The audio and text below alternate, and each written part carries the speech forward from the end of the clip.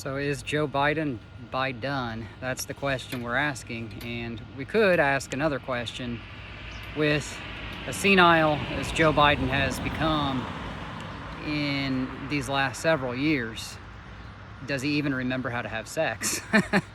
And well, the answer to that is I would say yes, because he seems to be doing a pretty good job of fucking over the country. So the big question about the debate is, everybody knows it was a flop, okay? Everybody's been talking about it. And is he fit to run as president? Well, we all know the answer to that. Even the Democrats now know the answer to that question, and it's obviously a resounding no. But it's nothing new. We all knew it for a long time. We've been talking about it for years. And the only reason that the media is flipping out about it is because now there's no hiding it. You know, Jill Biden was trying to hide it for a long time, and everybody knows she's been propping him up and helping him as much as she can. And I get it, everybody needs a little help. I mean, don't get me wrong, everybody needs eyes and ears and, advice or whatever, but Joe Biden's at the point now where a lot of people are saying it's elder abuse.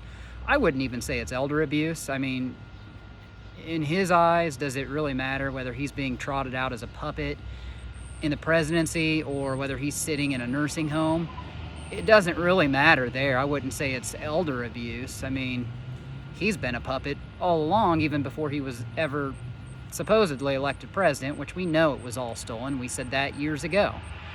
How he got all those votes sitting in his mother's basement, but it doesn't matter whether he's a puppet now or before. It's the same result there. I just say it's a national crisis. I mean, it's a farce to think that this guy could have even been sitting in charge, even as a puppet, when they have to usher him along on stage. He bends down and shits his pants on stage twice, and now people are starting to feel bad for him. Don't feel bad. He wants this.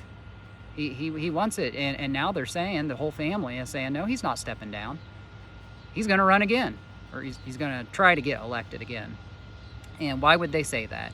Everybody in the country, everybody in the world knows that this man is not fit to be the leader of this supposed free nation. But the problem is it benefits them. They need the money. It benefits Jill Biden, as she's really the one making the calls on a lot of this stuff. Everybody's been asking who's really in charge. Since he's, not with his mental faculties and he's suffering from dementia, who's really running the show? Is it Joe Biden? Is it Barry Soetoro? Barack Obama, as a lot of people want to call him. And a lot of people wonder why he's called Barry Obama. It's because his name is Barry Soetoro, and he got it changed. He wasn't born in Hawaii, as they said he was. They ushered him there during his high school years, and he played basketball for a high school out in Hawaii, but he was born in Kenya. The birth certificate exists, it's there, and I've reported before that really he's the grandchild of Adolf Hitler. And how that works, it's a little complicated, and it's a little getting off topic of Joe Biden, but it's because Hitler, during Operation Paperclip, escaped to Argentina. When a lot of the Nazis escaped to America, some of them went to Argentina with Hitler, and he found himself a woman there. She ended up leaving him, and then he went to Kenya, found another woman, and then they gave birth to Barack Obama, or Barry Soetoro. And then he changed his name to Barack Obama, and then that even goes even further because, as you guys know, and people have been questioning, is Michelle Obama going to run for president? And I don't know. I don't think so. But I think it's too late for the Democrats. I think that Joe Biden's pot committed at this point. They've got nobody else to turn to, and it's really the Democrats' fault. They had 4 years. They knew he wasn't fit. They had all this time to get somebody prepared and ready to be the next Democrat leader of the United States, and they failed to do it. So now here we sit, and now this happened in the presidential debate, and everybody's flipping shit because they know that now everybody knows. Everybody's seen it, There's no turning back now, and he's not backpedaling. He says he's running, and going back to Michelle Obama, whether people think that person is going to run, well, that's really a man, and I've said that all along, and most people by now have become aware of that fact. A couple people argue it with me still at work and stuff when I bring it up, and they say, where's your proof? That's not a man. And I said, it's all over. Joan Rivers was killed in 2013 because she exposed it first. And then you can see how the body is. You can see the male appendage under the dress.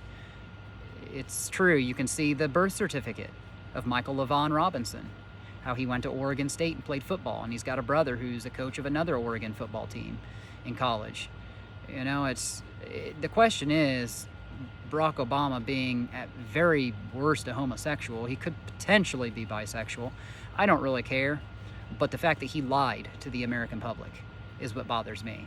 The fact that he was the first president like this and lied the entire way, and you can hear it in speeches where he said Michael and I. I mean, everybody knows it now. It's disgusting, it's a shame, but it's even more of a shame the fact that he lied about it.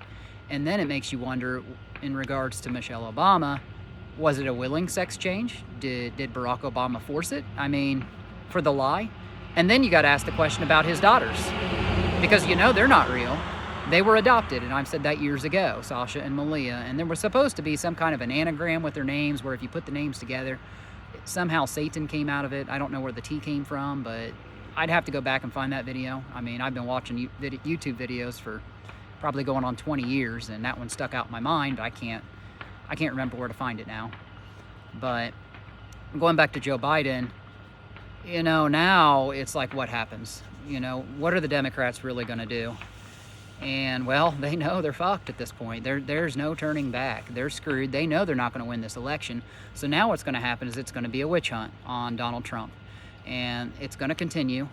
And now that the Supreme Court overruled the objection charges against not only him, but J6ers, and now you're starting to see J6ers, January 6ers, who got stuck in prison, are now starting to be freed. And you've got Jeremy Brown sitting down in Pinellas County, Florida, that I've reported on the channel a year and a half ago.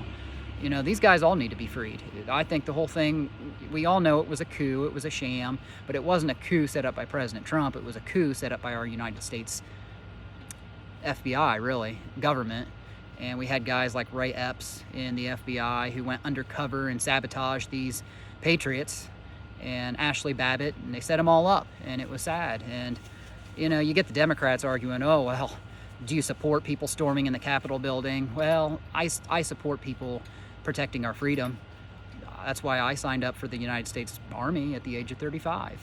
You know, I had one guy asking me last night, he said that, what made you want to serve the Army at 35? He said, I couldn't have done it at that age. It must have been really hard. And I said, yeah, it was hard, but at the end of the day, you know, they looked at me as a leader, so it wasn't as bad as I thought it was in basic training. But at the end of the day, having to watch the shit show of the pullout in Afghanistan when I was in Germany, and watching all that military equipment left there and all the lives that we lost literally for nothing because Biden decided to pull out, you know, and people were falling off airplanes out there. It was a shit show, and the whole thing's a shit show.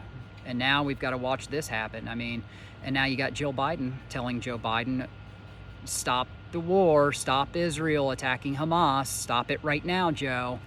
And the Democrats are just what the Democrats have always been. It's sad what's going on in this country, guys. So, I don't know. Joe Biden, he's by done. We know that now. And we don't have much more of watching this happen. It's going to be Donald Trump, thank God. We need to turn this country around, but they're not going to stop on him.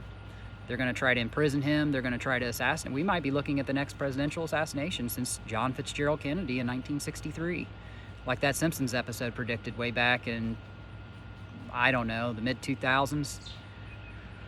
So I don't know. It's going to get hairy. We're looking at World War III probably coming up here, the deflation of the dollar, as we turn to the digital currency. I hate to say it, but it's coming, and that's why I keep telling you guys, grow your gardens, do something. I don't know what we can do to stem the tide, but we got to do something.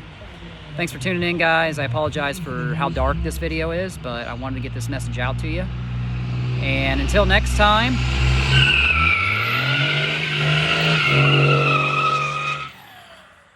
I don't think he knew I was doing a video, but I think he wanted to make a show. All right, so there you got it. See you next time, guys. Next time, Godspeed.